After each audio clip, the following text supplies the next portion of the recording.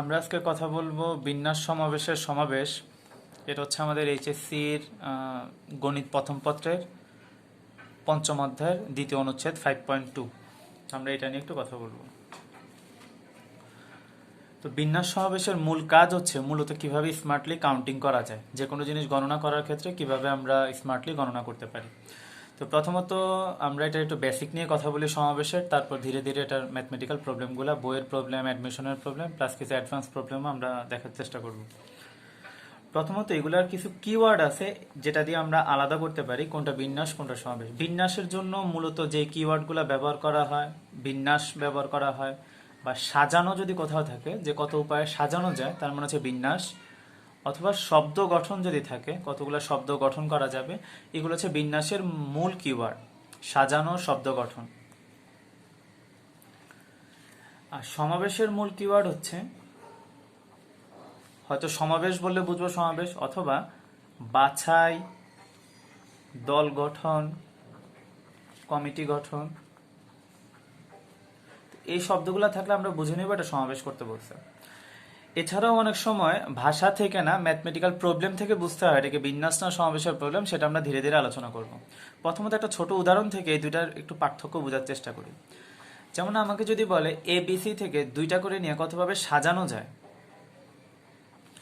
ABC থেকে দুইটা করে নিয়ে কতভাবে সাজানো যায়, তো আমরা দেখতে সেটা হচ্ছে AB,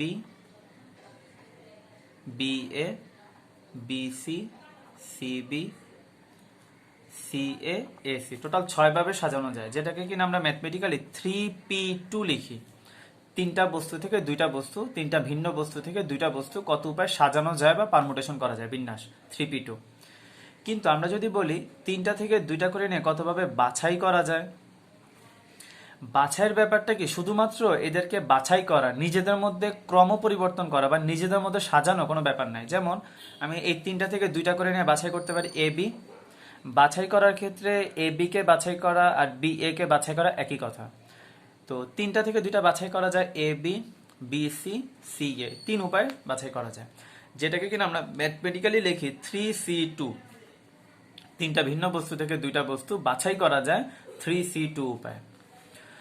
তো এটা হচ্ছে আমাদের, আমরা মূলত এখন যে বাছাইয়ের কনসেপ্ট নিয়ে একটু কথা বলবো। তার মানে বিন্যাস সমাবেশের প্রবলেম আমরা কিভাবে আলাদা করতে পারবো, এক তো হচ্ছে মূল কিওয়ার্ড দেখে আমরা বুঝতে পারবো, দ্বিতীয়ত হচ্ছে যেসব প্রবলেমের বেলায় ক্রম পরিবর্তন করা বা ক্রম পরিবর্তন করলে নতুন কিছু হয় না, সেগুলাকে আমরা সমাবেশের প্রবলেম বলি।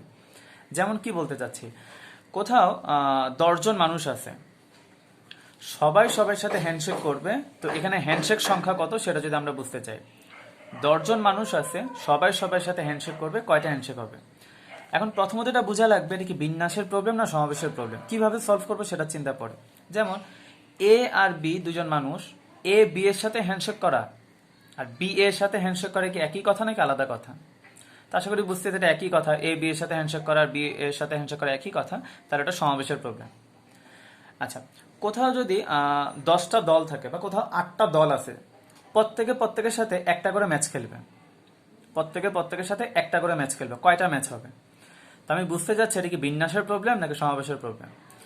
তো বাংলাদেশ ইন্ডিয়ার সাথে খেলা যে কথা, ইন্ডিয়া বাংলাদেশের সাথে খেলা একই কথা কিনা, যেহেতু একই কথা আশা করি বুঝতে পারতেছি এটা সমাবেশের প্রবলেমের মধ্যে পড়বে। আচ্ছা, কোথাও 10 জন বন্ধু আছে, তো 10 জন বন্ধু ঈদের সময় সবাই সবাইকে একটা করে ঈদ কার্ড দিবে। তো এখন A B কে একটা ঈদ কার্ড দিল আর B A K Eid card একটা দিল, আশা করি বুঝতে পারতেছি এই ক্ষেত্রে এটা এক ঘটনা না, এটা আলাদা ঘটনা, কারণ A B কে একটা কার্ড দিল আর B A কে একটা কার্ড দিল, এটা আলাদা ঘটনা। এই ক্ষেত্রে এটা হচ্ছে বিন্যাসের প্রবলেম।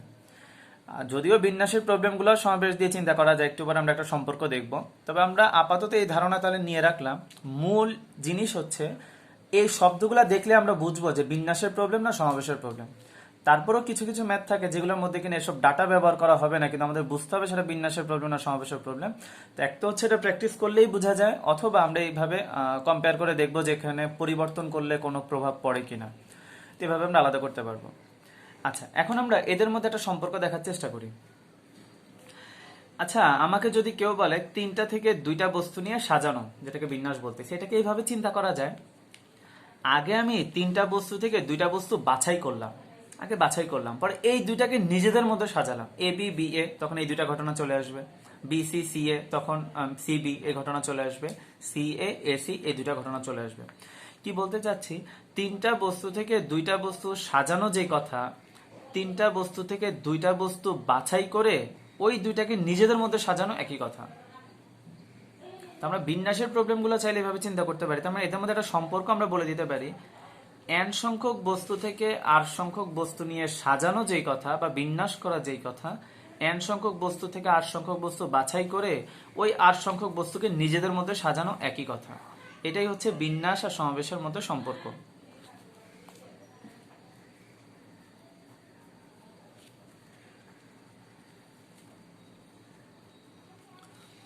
আচ্ছা, এখান থেকে আমরা এনসিআর এর ফর্মুলার প্রুফ পেতে পারি। আমরা বিন্যাসের মধ্যে এনপিআর এর ফর্মুলা দেখে আসছি, সেটা হচ্ছে N factorial N minus r factorial, তাহলে এটাকে এনসিআর ইন্টু আর ফ্যাক্টোরিয়াল।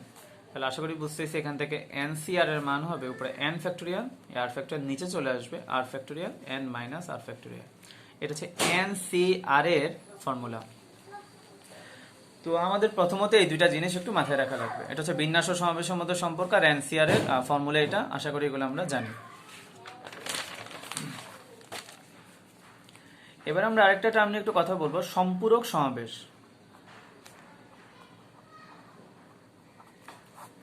সম্পূরক সমাবেশ হচ্ছে এনসিআর আর এনসি এন মাইনাস আর একই জিনিস। তো আমরা ফার্স্টে এটার একটু ব্যাখ্যাটা বুঝে আসি, তারপর প্রুফ এক লাইনই হয়ে যাবে, ব্যাখ্যাটা বুঝে আসি। আমরা একটা ছোট একটা উদাহরণ চিন্তা করি। আমাকে বললাম এবিসি থেকে দুইটা বস্তু নিয়ে বাছাই করব। তো বাছাই করা যেহেতু, তাহলে আমি এবি নিতে পারি, বিসি সি এ। আচ্ছা, যখন আমি এ বি বাছাই করলাম তখন আমি বাদ দিছি সি কে। যখন বিসি বাছাই করলাম এ কে বাদ দিলাম, সি এ যখন বাছাই করলাম তখন বি বাদ দিলাম। তাহলে এটাকে বুঝতেছি, তিনটা বস্তু থেকে দুইটা বস্তু বাছাই করা যে কথা, তিনটা বস্তু থেকে একটা বস্তু বাদ দেওয়া একই কথা। কারণ আমি যতবার দুইটা বস্তু বাছাই করতেছি ততবার একটা বস্তু বাদ দিচ্ছি। তাহলে আমি বলতে পারি, বা আমি এটাকেও বলতে পারি অন্য একজন বাছাই করছে, যেমন আমি উল্টাটাও চিন্তা করতে পারি। তিনটা বস্তু থেকে ধরলাম আমি একটা বস্তু করে বাছাই করতেছি, আমি যতবার একটা বস্তু বাছাই করব ততবার দুইটা বস্তু বাদ পড়তেছে। আশা করি বুঝতে পারতেছি, তিনটা বস্তু থেকে দুইটা বস্তু বাছাই করা আর তিনটা বস্তু থেকে একটা বস্তু বাদ দেওয়া বা বাছাই করা, ধরলাম অন্য একজন বাছাই করছে, একই কথা। এটাকেই সম্পূরক সমাবেশ বলে। কি বলতে যাচ্ছি এটা একটু চর্চা করে আসি। 12টা বস্তু থেকে 3টা বস্তু বাছাই করা যে কথা, 12টা বস্তু থেকে 9টা বস্তু বাদ দেওয়া বা বাছাই করা একই কথা। কারণ আমি যতবার 3টা বস্তু বাছাই করতেছি ততবার আমি 9টা বস্তু বাদ দিচ্ছি। এই ঘটনাটাকে বলে সম্পূরক সমাবেশ। যেমন 15টা বস্তু থেকে 2টা বস্তু বাছাই করা যে কথা, 15টা বস্তু থেকে 13টা বস্তু বাছাই করা বা বাদ দেওয়া একই কথা। এটাই হচ্ছে এনসিআর। তো এনসিআর এটা লিখে দেখলেই বুঝবো, বা আমরা আসলে ম্যাথমেটিক্যালি হয়তো বুঝতে পারি। এনসিআর এর ফর্মুলা কি? N factorial r factorial N minus r factorial. এটাকে যদি লিখি N factorial r factorial N minus r factorial, একই জিনিস। আচ্ছা, তো এটা হচ্ছে সম্পূরক সমাবেশ। সম্পূরক সমাবেশ আশা করি বুঝতে পারছি। দুইটা যদি একই হয়, এটা যদি আর হয় এটা হবে এন মাইনাস আর। যেমন 12C3 এটা হবে 12, এই দুইটা বিয়োগ করলে যেটা হয় সেটা সমান। এখানে আমরা আরেকটা ব্যাপার হয়তো অবজার্ভ করতেছি, যদি উপরের দুইটা সমান হয় নিচের দুইটা আলাদা হয়, তাহলে নিচের দুইটা যোগফল হবে উপরটা সমান, যে 12 আর 12 সমান বা 15 সমান। তো এই তথ্যের উপর ভিত্তি করে আমরা একটা ছোট ম্যাথ করে আসি। আমার কথা হচ্ছে এরকম দেওয়া আছে, NC12 ইকুয়াল NC8 হলে 22CN এর ভ্যালু কত? এটা কোনো না কোনো অ্যাডমিশন টেস্টের কোশ্চেন, কয়েক জায়গায় হয়তো আসছে। NC12 ইকুয়াল NC8 হলে 22CN কত? আমরা দেখতেছি উপরের দুইটা সমান নিচের দুইটা আলাদা, তাহলে অবশ্যই n এর মান হবে এই দুইটার যোগফল। সম্পূরক সমাবেশের আইডিয়া থেকে আমরা বলতে পারি, তার মানে n এর মান হচ্ছে 20। তার মানে আমাকে বেসিক্যালি বের করতে বলছে 22C20। তো এটা আমরা এনসিআর এর ফর্মুলা দিয়ে অথবা ক্যালকুলেটরে এটা আমরা বের করে নিতে পারি। আচ্ছা, এগুলো অবশ্য খুব দ্রুত বের করা যায়। একটু পর আমরা এগুলো মান বের করাটাও দেখাবো। বেশিরভাগ হয়তো আমরা ক্যালকুলেটর ছাড়াই বের করতে পারবো বেশিরভাগের গুলো। আচ্ছা, তো এটা গেল আমাদের সম্পূরক সমাবেশ। তো সম্পূরক সমাবেশের ভিত্তি করে ছোট একটা প্রবলেম আমরা বলে ফেলি। কথা আমাদের যদি কখনো এরকম থাকে 22CX ইকুয়াল 22C7, তাহলে বললো x এর মান কত? এখানে আবার x এর মান আবেগে আপ্লুত হয়ে শুধু 7 দিয়ে আসবো না, এখানে বেসিক্যালি x এর মান দুইটা হইতে পারে। x এর মান 7ও হইতে পারে অথবা 5ও হইতে পারে। কিভাবে একটু বুঝে আসি। যদি এখানে 7 হয় তাহলে 12c7 সমান, তাহলে অবশ্যই সমান, x এর মান 7 হইতে পারে। অথবা সম্পূরক সমাবেশের তথ্য থেকে আমরা এটাও বলতে পারি x এর মান চাইলে 5ও হইতে পারে, কারণ 12c7 আর 12c5 একই কথা। একটু আগে আমরা দেখলাম সম্পূরক সমাবেশের আইডিয়া থেকে। তো এইভাবে দুইটাই অপশন হইতে পারে, যে কোনো একটা না, দুইটাই হইতে পারে। তো এটা গেল আমাদের সম্পূরক সমাবেশের প্রমাণ। এখানে আরেকটা প্রমাণ যেটা কিনা আমাদের প্রমাণ হিসেবে আগে প্রায় আসতো, এখন হয়তো তুলনামূলক কম আসে, তবে এটা খুবই ইম্পর্টেন্ট একটা প্রমাণ। এটা একটু আমরা এখন প্রমাণ করব। NCR plus NCR minus 1 equal N plus 1 CR। আমরা আজকে একটু সূত্রের প্রমাণগুলো নিয়ে কথা বলি, এগুলার প্রবলেমগুলো নিয়ে একটু পরে কথা বলতেছি। আচ্ছা, তো এটা প্রুফ করতে বলছে। প্রথমত এটা প্রুফ করার আগে এটার একটু মূল ব্যাপারটা বুঝে আসে, এটা যে আসলে কি। প্রুফ খুবই সহজ, জাস্ট ফ্যাক্টরিয়ালের আইডিয়া আর এনসিআর এর ফর্মুলা পারলেই হয়। আমি জাস্ট এটা আইডিয়া বুঝে আসি। তো এটা আইডিয়া বুঝার আগে নর্মাল একটা প্রবলেম করি। কথার কথা আমরা 11 জনের একটা দল গঠন করব। 11 জনের একটা দল গঠন করব। বাংলাদেশ ক্রিকেট টিম ভাবলাম 11 জনের একটা দল গঠন করব। তো এটাকে আমি এভাবে চিন্তা করতে পারি, এই প্রবলেমটাকে 11 জনের যদি একটা দল গঠন করতে চাই, কথার কথা আমি 15 জনের মধ্য থেকে 11 জনের দল গঠন করতে চাই। এখন এই যে 11 জনের দল গঠন করব, যেভাবে নিয়ে না কেন, কথার কথা এর মধ্যে সাকিব, তামিম এরা সবাই আছে, মাশরাফি যারা আছে সবাই আছে। এখন কথা হচ্ছে এই যে 11 জনের দল গঠন করব, এই দলগুলোর মধ্যে কি কি ভাবে সর্বোচ্চ গঠন হইতে পারে। এই 15 জন দলের মধ্যে ধরে নিলাম সাকিব আছে, তার মানে আমি যতভাবেই 11 জনের দল গঠন করি না কেন, তার মধ্যে হয়তো সাকিব ইনক্লুড থাকবে, নয়তো সাকিব ইনক্লুড থাকবে না।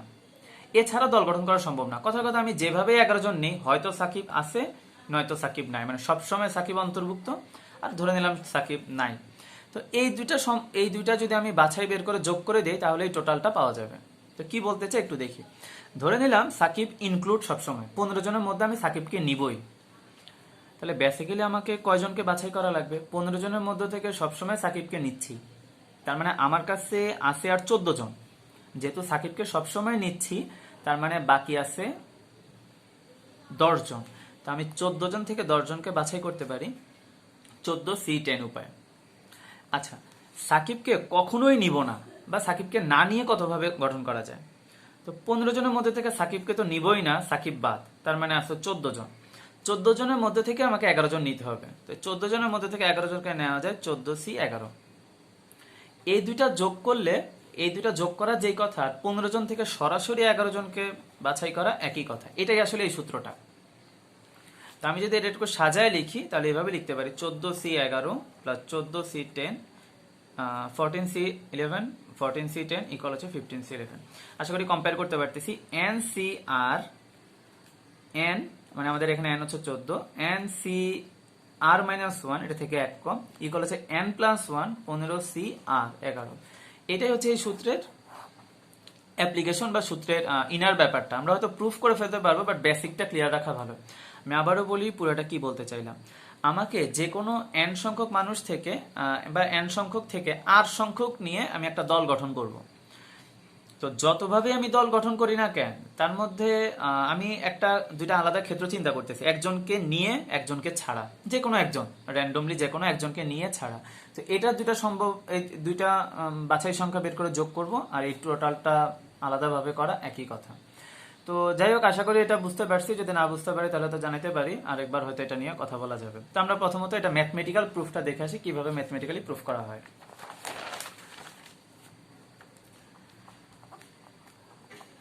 ম্যাথমেটিক্যালি প্রুফটা খুবই সহজ, ঠান্ডা মাথায় করলে হয়। আমরা এটা এখন প্রুফ করতে যাচ্ছি।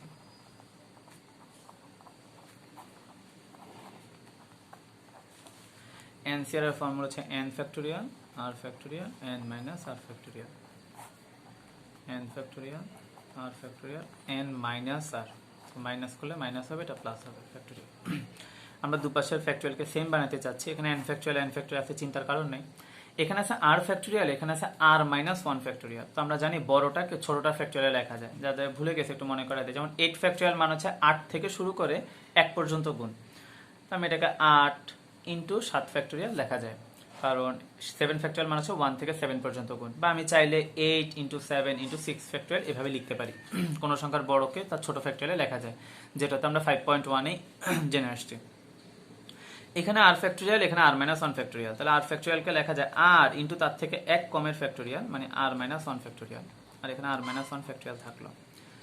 এখানে n মাইনাস আর ফ্যাক্টরিয়াল, এখানে n minus r plus 1 factorial, তো বুঝতেই পারতেছি এটা বড়, তাহলে n মাইনাস আর ফ্যাক্টরিয়াল ঠিক থাকুক। এটাকে লেখা যায় n minus r plus 1 into তার থেকে এক কমালে এক কাটাকাটি যাবে n মাইনাস আর ফ্যাক্টরিয়াল। আমরা ফ্যাক্টরিয়ালগুলো কমন নিয়ে নিচ্ছি, n factorial, r minus 1 factorial, n minus r factorial. Factorial common নিলে এখানে থেকে 1 বাই আর, এখানে থেকে 1 by n minus r plus 1, তাহলে n factorial r minus 1 factorial n minus r factorial. আর এখানে যদি আমরা লসাগু নিয়ে ফেলি, তাহলে r n minus r plus 1 n minus r plus 1 plus আর।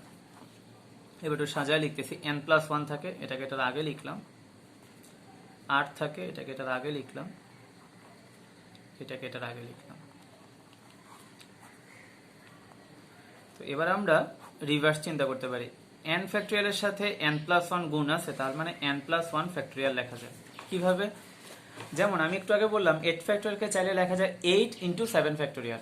তাহলে রিভার্সলি চিন্তা করা যায়, কোনো একটা ফ্যাক্টরিয়ালের সাথে তার ইমিডিয়েট বড় সংখ্যাটা গুণ থাকলে বড়টার ফ্যাক্টরিয়াল লেখা যায়। এখানে n ফ্যাক্টরিয়াল, তার সাথে n প্লাস 1 গুণ আছে, তার মানে n প্লাস 1 ফ্যাক্টরিয়াল লেখা যায়। আর মাইনাস 1, তার থেকে এক বড় আর গুণ আছে, তার মানে আর ফ্যাক্টরিয়াল লেখা যায়। একইভাবে এটাকে n minus r plus 1 factorial লেখা যায়। এটাই হচ্ছে NCR, n ফ্যাক্টরিয়াল, আর factorial, n minus r factorial, এটা হচ্ছে NCR, যেখানে n বলতে আসলে আমি n প্লাস 1 বোঝাচ্ছি।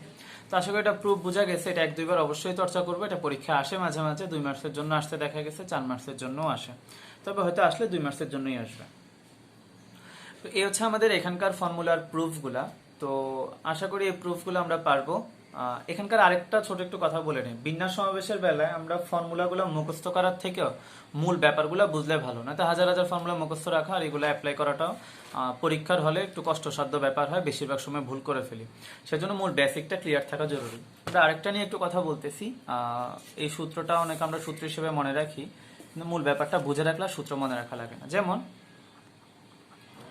এটাকে বলে সর্বদা গ্রহণ বা সর্বদা বর্জন। যেমন আমাকে একটা সর্বদা গ্রহণের একটা ফর্মুলা আমরা শিখি, আমরা এটা মুখস্থ না করার জন্যই বলা আছে। আমি একটা ফর্মুলাটা মূল থিমটা বলি, n সংখ্যক ভিন্ন জিনিস হতে 8 সংখ্যক জিনিস বাছাই সংখ্যা, যেখানে p সংখ্যক নির্দিষ্ট জিনিস অবশ্যই অন্তর্ভুক্ত থাকবে, অবশ্যই অন্তর্ভুক্ত থাকবে। সেক্ষেত্রে বাছাই সংখ্যা কত? সেক্ষেত্রে বাছাই সংখ্যার ফর্মুলাটা হচ্ছে এটা। অবশ্যই এটা অনুরোধ থাকবে, ফর্মুলা মুখস্থ করব না, মূল ব্যাপারটা বুঝলে সহজ। কি বলতে চাচ্ছি আমি এটা একটা ছোট উদাহরণ দিলেই বুঝবো। যেমন আমাদের এরকম একটা প্রবলেম দিল যে 12টা বস্তু থেকে 5টা বস্তু বাছাই করব, কিন্তু শর্ত দিয়ে দিয়েছে 2টা বিশেষ বস্তু আছে সবসময় অন্তর্ভুক্ত থাকবে, 2টা বিশেষ বস্তু সবসময় অন্তর্ভুক্ত থাকবে, মানে 2টা বিশেষ বস্তুকে সবসময় নিতেই হবে। কথা একটা দল গঠন করা লাগবে যেখানে কিনা তামিম আর সাকিবকে নিতেই হবে, মানে 2টা বিশেষ বস্তুকে সবসময় নিতে হবে। এরকম 12টা বস্তু থেকে 5টা বস্তু বাছাই করতে হবে, 2টা বিশেষ বস্তু। তো বাছাই যেহেতু বুঝতেই পারতেছি, এটা সমাবেশের প্রবলেম। তো এখন আশা করি আমরা আইডিয়া বুঝবো, আমার 12টা বস্তু থেকে 5টা বস্তু নিতে হবে, কিন্তু 2টা বিশেষ বস্তু সবসময় থাকবে। তার মানে বেসিক্যালি আমি এই 2টা বস্তুকে বাছাই করার কোনো অধিকার নাই, এদেরকে সবসময় নিতে হবে। তাহলে আমি বাছাই করব বাকি 10টা বস্তু থেকে বাকি 3টা বস্তু, তার মানে এটা রেজাল্ট হচ্ছে 10C3।